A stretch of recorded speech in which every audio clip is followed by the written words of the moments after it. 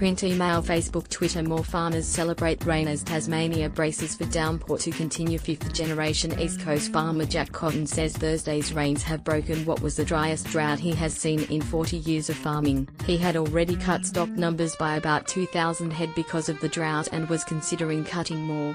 He had been hand-feeding sheep for months. Mr. Cotton said so far the rains had been soaking in, but there was a possibility of runoff and flooding if the falls got heavier. He said while the city folk may be complaining about the rain, on his farm they were celebrating.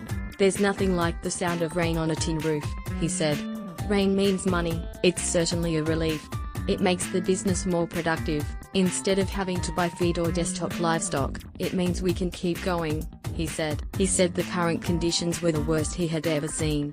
"And we've had some pretty nasty droughts back in the mid-2000s, and even the spring of 2015, he said. East Coast inundated. Half of Tasmania has been on flood watch since Thursday morning. The biggest rainfall has been on the East Coast, with the town of Orford receiving 80 millimeters of rain between 9 a.m. and 7 p.m. Bureau of Meteorology senior forecaster Simon McCulloch said the falls had been steady and constant, rather than a deluge. "The low-pressure system that's bringing this rain will probably still going to influence us until about mid-afternoon," Mr. McCulloch said. "Heaviest falls have been in places that have been quite rain deficient in recent times, so on the East Coast a lot of places there haven't had any decent rainfall since last December."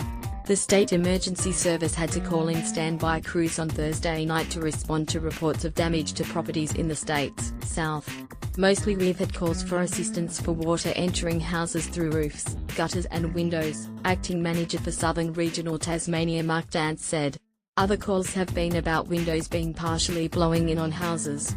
Several garden sheds were blown away, and one large shed storing a whole household of furniture lost its roof at Dodgers Ferry. Water restriction to stay the downpour has not been enough to lift Stage 1 water restrictions at Orford and Tribunna. The region was put on the restrictions a month ago, with residents asked to reduce outdoor water usage by 20%. A Taswater spokesman said Thursday's rainfall and the forecast for the coming days would not be enough to replenish water storages.